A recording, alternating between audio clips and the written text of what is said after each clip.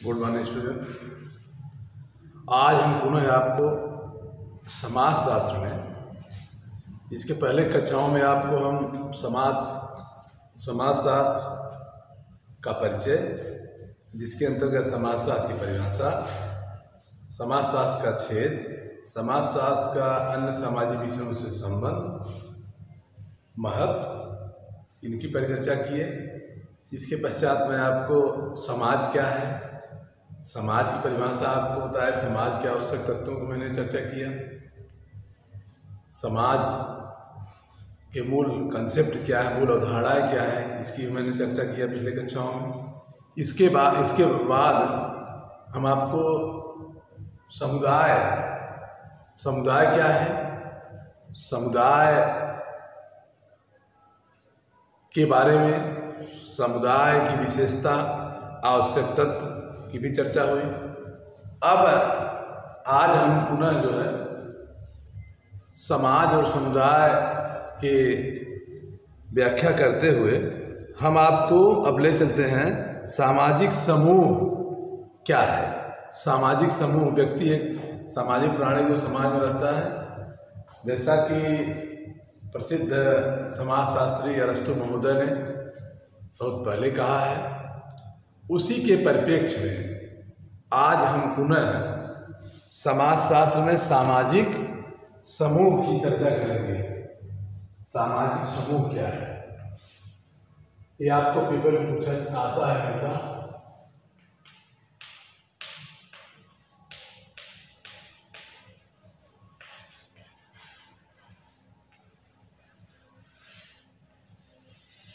सामाजिक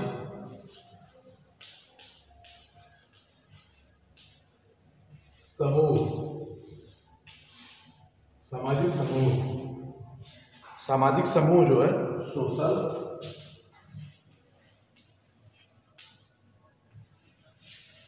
ग्रुप्स,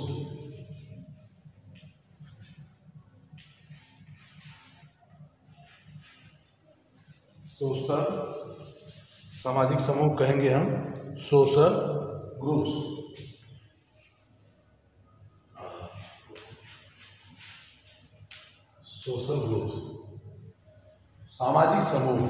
सामाजिक समूह से तात्पर्य क्या है, सामाजिक समूह क्या है। सामाजिक समूह को हम देखते हैं कि सामाजिक समूह से हमारा तात्पर्य है मनुष्य के ऐसे संकल्प से है जो एक दूसरे के साथ सामाजिक संबंधों को स्थापित करते हैं।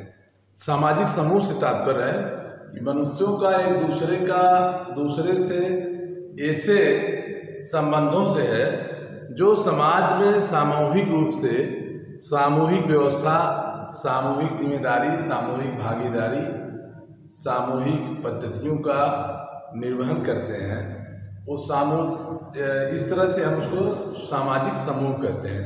सामाजिक समूह हम देखते हैं दो तरीके के हैं। सामाजिक समूह दो तरीके का होता है। सामाजिक समूह दो तरीके का होता है। एक होता है, एक इसको कहते हैं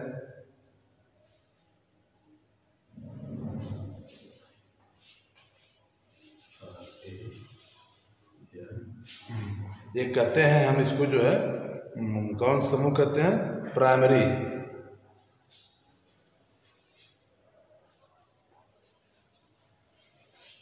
एक है प्राइमरी और दूसरा ग्रुप है सेकेंडरी ग्रुप कहते हैं उसको, सेकेंडरी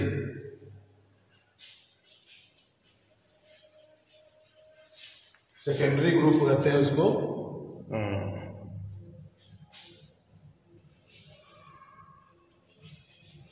सेकेंडरी ग्रुप कहते हैं। प्राइमरी ग्रुप होता है, सेकेंडरी ग्रुप कहता है।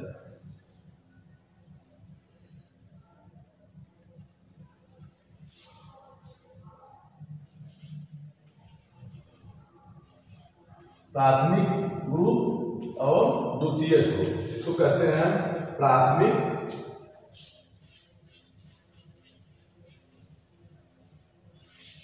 किसको कहते हैं, इसको कहते हैं द्वितीयक कहते हैं इसको, द्वितीयक।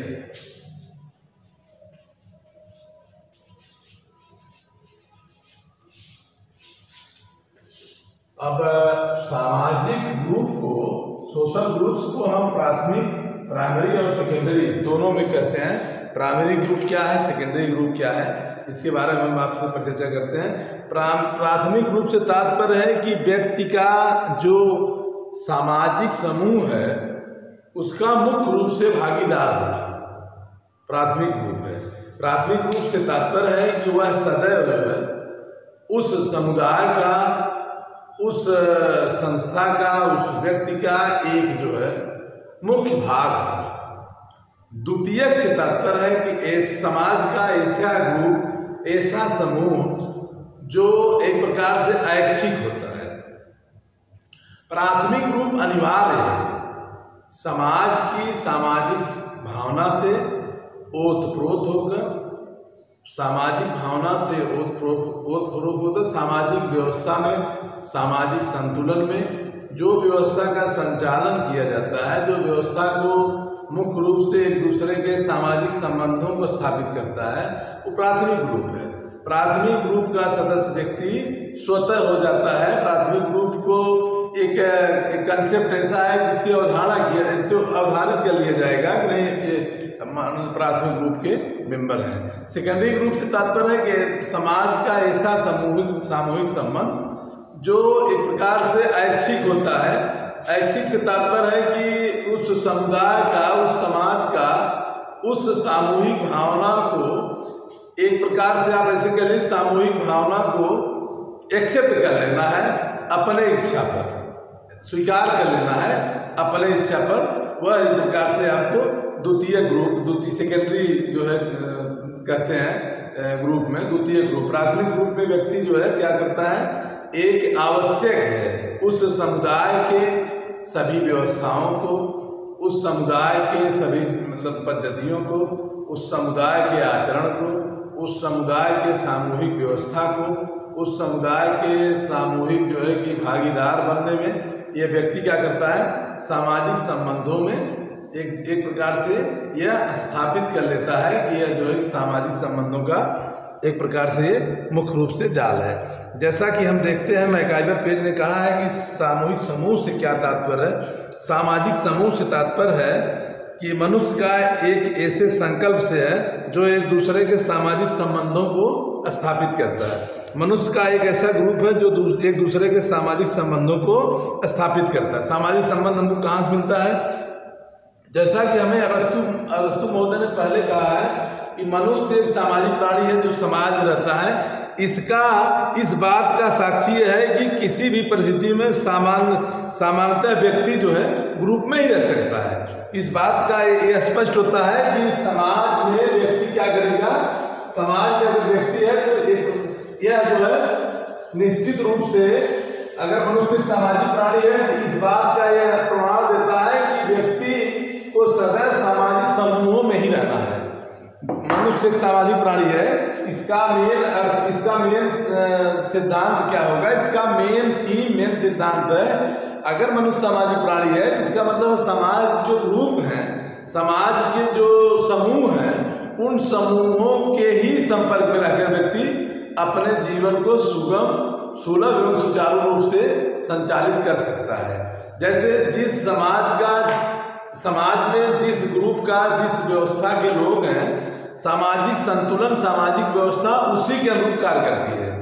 जिस समाज में, जिस समूह में, जिस सामाजिक व्यवस्था में व्यक्ति रहता है, उसी का उसका सामाजिक ग्रुप हो जाता है। जैसे छात्र का सामाजिक समूह क्या है, छात्र सदैव छात्र के समूह में रहेगा। अपराधी का सामाजिक समूह क्या है कि अपराधियों का जो मतलब जो कैटेगरीज है, जो स्तर है, अपराधियों में जो अपराधियों में जो चोर का ग्रुप है वो चोर वाले ग्रुप में ज़्यादा रहेगा, और हैबिचुअल अपराधी हैं तो हैबिचुअल अपराध तरफ रहेंगे।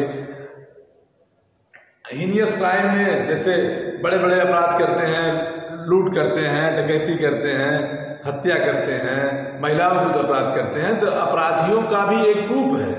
तो उस ग्रुप का वो स्वाभाविक रूप से अगर अपराधी है तो प्राथमिक समूह के नाते, प्राथमिकता के आधार पर अगर अपराधी है तो उसके समाज कंसेप्ट की उदाहरण है। यह स्वीकृति है, माना जाएगा कि अगर अपराधी है तो यह जो है कि अपराधी से इसका संबंध होगा। जैसे सामान्य परिप्रेक्ष्य में कहावत है, चोर चोर मौसेरे भाई होते हैं। इसका अर्थ यह है कि जिस ग्रुप का व्यक्ति है, ध्यान दीजिए, जिस ग्रुप का, जिस समाज का व्यक्ति है, उस ग्रुप का जो सामाजिक समूह है, उसी समूह के अनुसार वह अपने जो है मतलब कार्य का संचालन करता है, अपने संबंधों को स्थापित करता है। इस प्रकार से हम देखते हैं कि मनुष्य जो है एक सामाजिक प्राणी होने के नाते यह प्रथम उसका है दायित्व है कि सामाजिक प्राणी के नाते वह सामाजिक व्यवस्था, सामाजिक समूहों के आधार पर अपने जीवन को सामाजिक संबंधों में स्थापित करता है। अब हम देखते हैं कि सामाजिक समूहों की विशेषता क्या है। सामाजिक समूहों की विशेषता, सामाजिक समूहों की विशेषता, सामाजिक समूहों की विशेषता।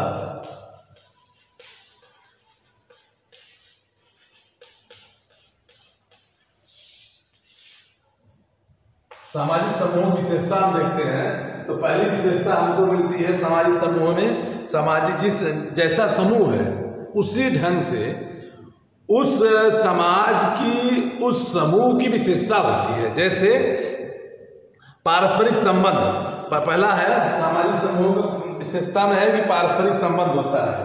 पारस्परिक संबंध,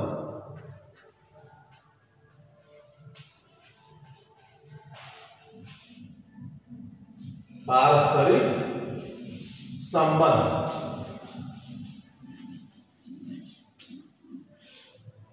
पारस्परिक संबंध से तात्पर्य है, पारस्परिक संबंध से तात्पर्य है कि सामाजिक समूहों के सदस्य जो है, जिस समूहों के सदस्य होंगे उनका पारस्परिक जो है संबंध होगा। पारस्परिक संबंध मतलब कि एक दूसरे से इंटर रिलेशनशिप होगा, इंटर रिलेशनशिप होगा, आंतरिक संबंध होगा।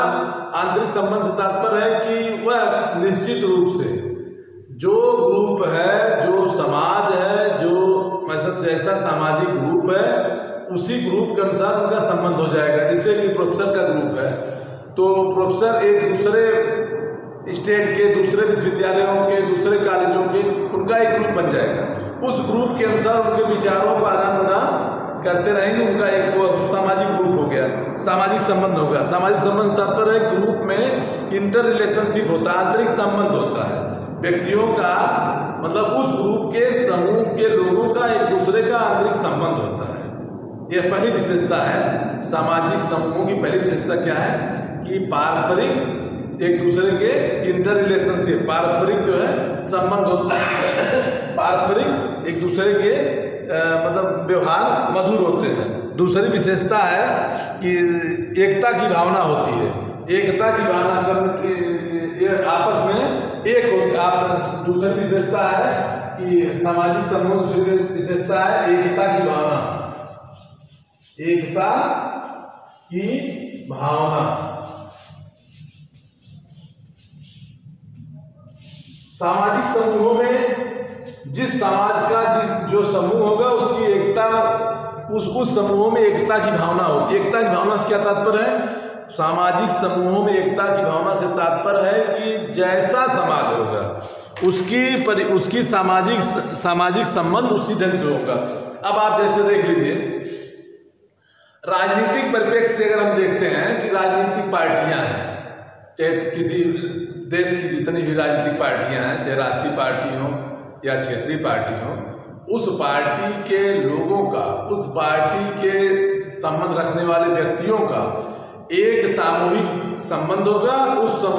उस संबंध के अनुसार क्या होगा, उनमें पारस्परिक संबंधों के आधार पर उनका होगा पारस्परिक जो है एकता की भावना होगी। एकता की भावना होगी मतलब एक दूसरे के सुख दुख में, एक दूसरे की व्यवस्था में, दूसरे की जो है कि परिस्थितियों में शरीक होकर के अपने संबंधों को वह स्थापित करते हैं, अपने समूहों को एक रूप देते हैं। इस तरह से सामाजिक रूप, सामाजिक समूह की विशेषताओं में पहला हम देखते हैं पारस्परिक संबंध होता है, दूसरा एकता की भावना होती है, तीसरा हम देखते हैं सामूहिक आदर्श के नियम होते हैं, तीसरा ग्रुप हम देखते हैं कि सामूहिक आदर्श के नियम होते हैं, आदर्श के नियम। सामूहिक आदर्श के नियम से तात्पर्य है कि जो सामूहिक संबंध है, सामूहिक ग्रुप है, सामूहिक समूह है, उस समूह का एक आदर्श होता है, एक आइडियल होता है, आदर्श का नियम होता है। मतलब वह ग्रुप, वह समूह कैसे चलेगा, उस समूह का एक नियम है। अब जैसा कि आप जानते हैं कि मतलब विधि क्या है, विधि जो है एक संप्रभुता का आदेश है, विधि एक लाइज कमांडा साहब संप्रभु का आदेश है। अगर कोई व्यक्ति विधि को नहीं मानता है, विधि व्यवस्था को नहीं मानता है, तो विधि व्यवस्था कहाँ मानी जाती है? विधि व्यवस्था सदैव सब समाज में मानी जाती है।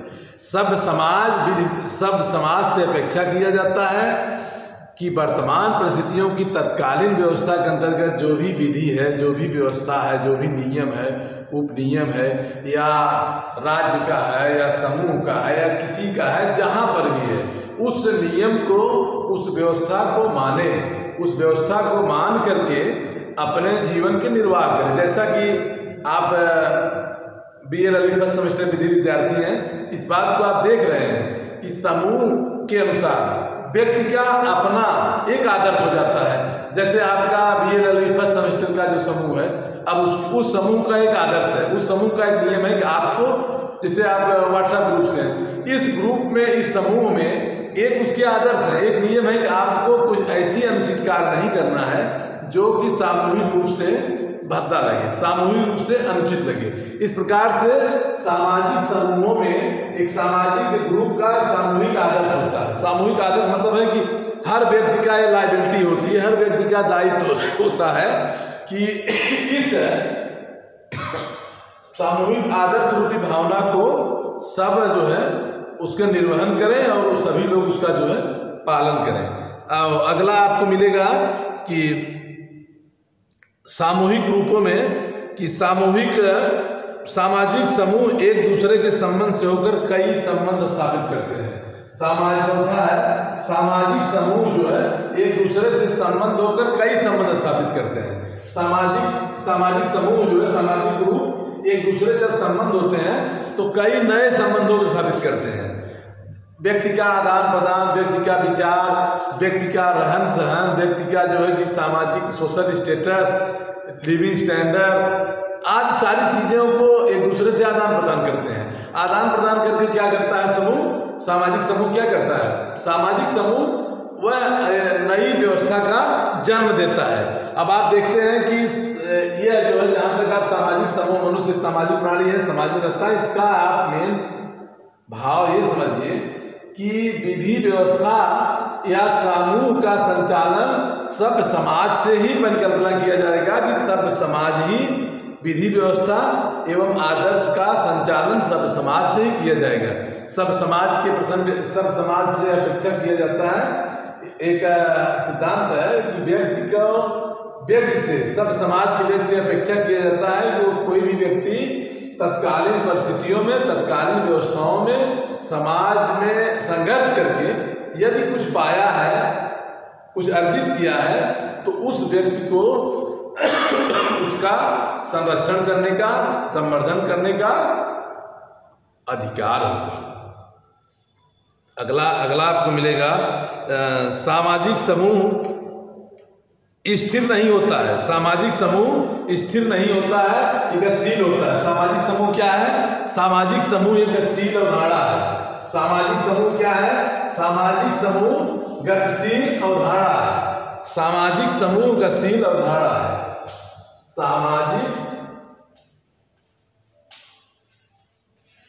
सामाजिक समूह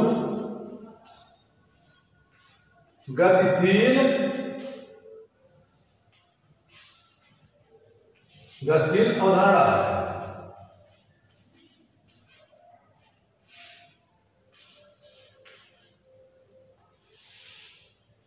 सामाजिक समूह गतिशील अवधारणा है।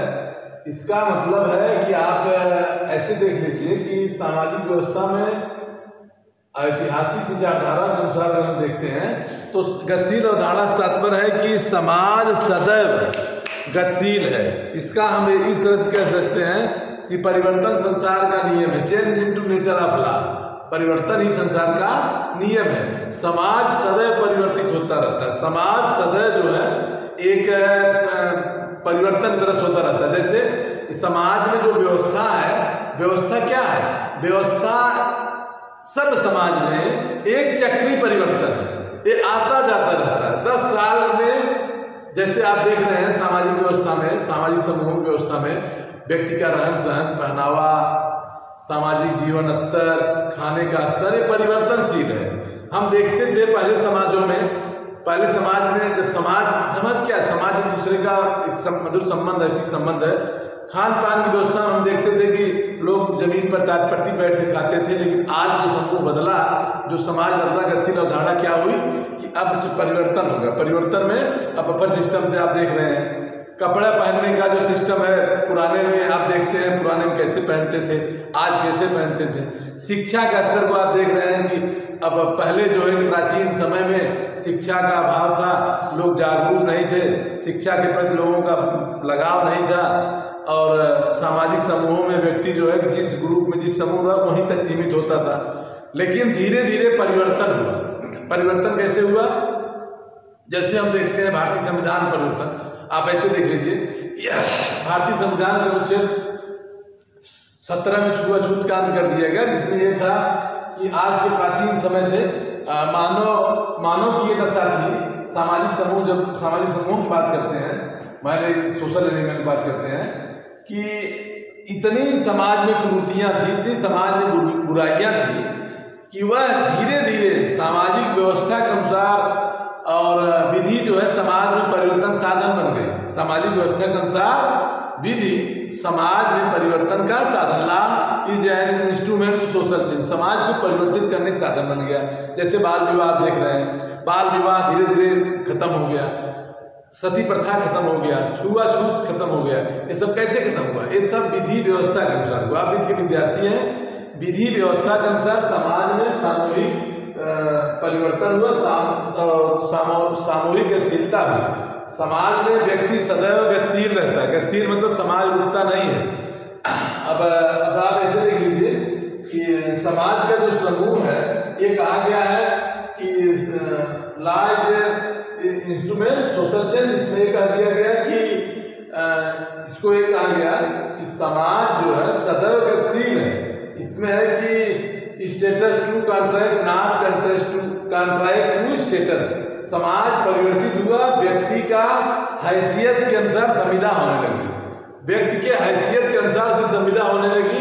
संविदा के अनुसार हैसियत पहले था, पहले का सिद्धांत था, लेकिन अब व्यक्ति का हैसियत के अनुसार संविदा होने लगी।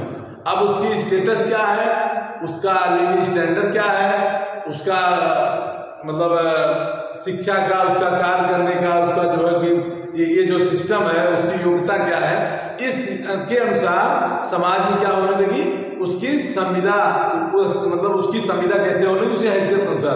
पहले बदल गया समाज, प्रगतिशील समाज हो गया। प्रगतिशील समाज में स्थिर समाज पहले था, स्थिर समाज जहाँ था वहीं था, लेकिन प्रगतिशील समाज धीरे धीरे परिवर्तित हो गया। और उस परिवर्तन का आधार हुआ कि व्यक्ति का जीवन जो है सरल सुखमय होने लगा। अब अगला हम देखते हैं कि सामाजिक समूह में दबाव की शक्ति होती है।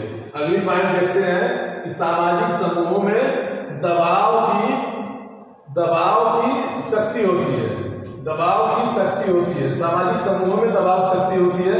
प्रेशर ग्रुप जो कहते हैं, प्रेशर ग्रुप, दबाव समूह। दबाव समूह क्या है? समाज, जैसे व्यक्ति अगर अकेला है तो कुछ नहीं कर सकता है, अकेला है कुछ नहीं करेगा।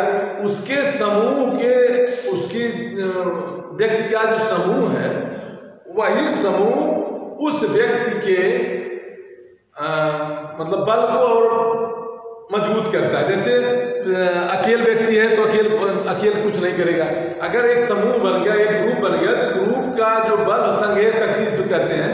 इसको ऐसे आप कह लेते हैं कि एक लाठी है, एक लाठी को अगर हम तोड़ते हैं तो नहीं टूट पाएगी, टूट जाएगी तुरंत। लेकिन अगर लाठी को या डंडे को 4, 5, 10 डंडे को मिलाकर एक साथ अगर हम बना लेते हैं तो उसको एक साथ तोड़ना चाहेंगे तो नहीं टूटेगा।